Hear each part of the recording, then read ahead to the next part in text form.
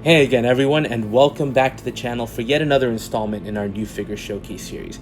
And I am extremely excited for this figure today. Nostalgia will play a major factor here, but for today's figure we're going to be taking a look at the Asmus Toys Snake Plissken from Escape from New York, the classic John Carpenter film. So look, as somebody who grew up watching these movies from Terminator to Rambo, right, those John Carpenter movies also held a special place in kind of my memory bank. And when you think about what he's done, right, Escape from New York, The Thing, and then you think of Kurt Russell's movies as well. I'll throw in Big Trouble in Little China, right? How can you forget those? Kurt Russell has had some amazing roles in his life. But for me, Snake Plissken, right, the classic anti-hero, there was just something that stands out there from his interactions with the federal police before he engages in his rescue of the president who's trapped on the prison island of Manhattan. Right, a lot of great concepts there. And there's just a coolness factor that I think Kurt Russell's Snake Plissken embodies, right? So when Asmus Toys announced this figure, I felt like I needed to have it in the collection. Now, Sideshow had done a version of it, which I passed on, having had not the best experiences with Sideshow in the past. So this is my first Asmus figure overall. And let's see how it turns out. So I ended up ordering directly from them. And as a result, I ended up getting the rooted hair version with the special edition diorama base, right? Is it necessary? No, but I wanted it, so I ended up getting it, right? So what you're seeing here is basically the full setup from there. And while I'm not usually a box collector kind of person, I do have to say that the box itself is very impressive, right? For the price point, I would expect that the packaging would deliver, but you get a nice art piece with the Statue of Liberty, and then you get the map, and then the booklet that actually gives you what all the pieces are. Pretty impressive. So let's jump into the accessories, and what you get first are a set of hands, as is normally expected, a set of gripping hands for the weapons, a set of fists, and what you also get are a pair of seamless arms. We all know that Snake in the movie ends up being bare-armed for the majority towards the end. So Asmus, rightfully so, is giving you a pair of arms that are meant to replicate that without showing you the exposed joints. Now, the figure itself, as you saw in the earlier shot, does have the exposed joint arm, which I think lends itself more to the jacket and fitting nicely within the jacket. So I appreciate that Asmus considered that.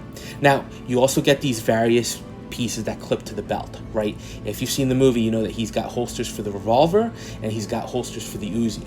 Now, at first I did think that my Uzi holster was a little broken, because as you can see, the strap at the top isn't attached, but that was just to allow you to basically holster in the silencer, which you'll see on the figure itself. Then you get a series of pouches for the different ammo pieces, as well as for the tracking device. There are metal pins here, but overall pretty sturdy. Then you get his revolver, which again has a functional drum that does rotate and does pop out. And then you do have the sight, which basically affixes to a rail on the top. Detail-wise, all of these are phenomenal, right? The revolver, look, we've seen a lot of great weapons in 6 scale. This is equally well done. And then it's a great replica of what we saw on screen, which is the most important thing, right? Even the sight on top of the revolver, it's really nicely detailed with that nice black. Now, for me, that kind of classic look from Snake's first outing is that Uzi with the elongated silencer that also has, you know, a sight on it, right? So here we're getting both the components. We're getting everything, and granted, they give it to you in pieces, which is how you'd want to hold them on, have the weapon on the holster. But once it's removed, you're going to fully assemble it, right? And fully assembled, right, it's hard not to see this as what we got in the movie, right? So great detail work. The action on the top of the Uzi actually functions, which is great. Now, you also do get the tracking device that he uses to track the president's signal, and then you do get a walkie-talkie, which is it's interesting, right? It's unique, right, from the design on the face. And then you do get 2 different antenna attachments to create one that's the extended version, and then one that's kind of tucked away that he could just put on his belt. Now, like I mentioned, because this was the exclusive directly from the Asmus Toys site, you did get the diorama base that has a nice Snake Plissken title block on it, and then it has kind of a faux water with a bunch of debris. Look, clearly it's out of scale, right? You've got the Lady Liberty hand holding the flame. Then you've got some taxi doors and just debris all around, as well as some newspaper cuttings that, it has actual paper kind of that's glued onto the door, and it does have some language about that relates to the story of From Escape from New York. So really well done, and really happy that I've got it. Now, let's look at the sculpt, and that's always, of course, what's going to set you apart. So what can I say? Likeness, it's not quite there, right? I'll be honest. It's there from certain angles, but overall, it's not a bad sculpt. I just don't know that it's 100% Kurt Russell. Now, the Rooted hair itself, look, everybody's going crazy with Rooted, from Hot Toys to InArt, right, to every third party's doing Rooted. It's nicely done.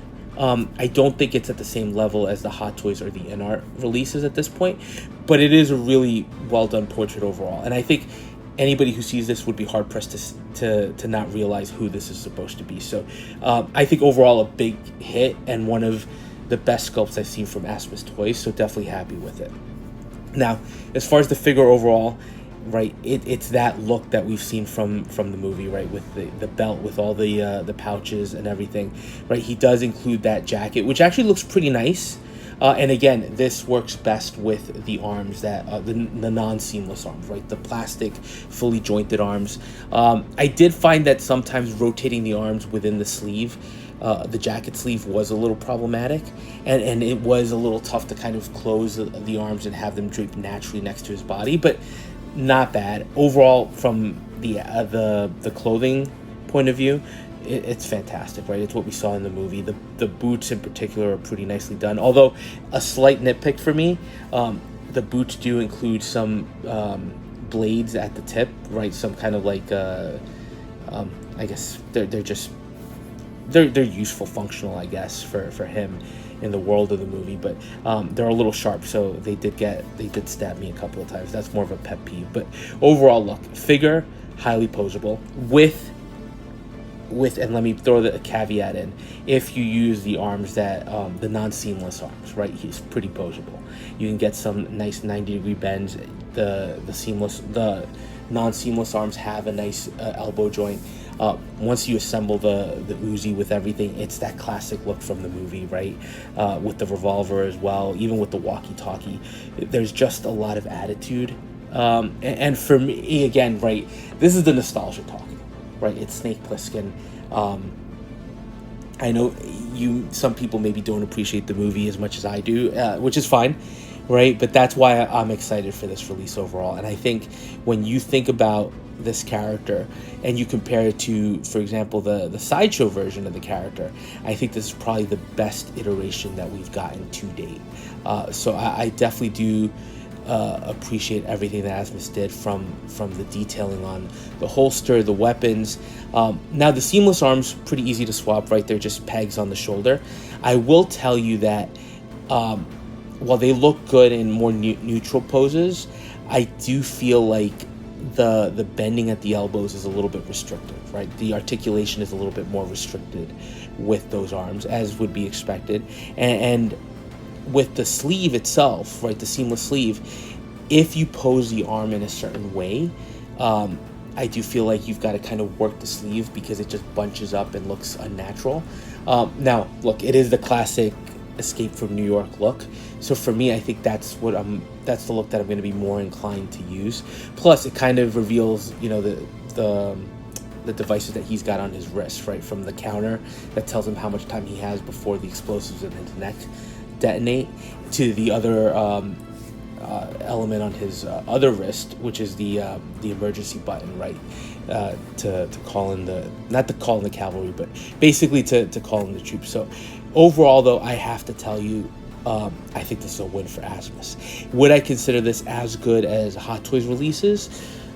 Maybe not quite, Not quite. It's definitely a little below that, but still a very, very solid release. And I think if you're a fan of the Escape from New York movie and the character of Snake Plissken, I don't think you'll be disappointed. I know I wasn't, so I'm pretty excited to have this in hand, and I think it turned out great. So let me know your thoughts, and as always, we'll touch base on the next video.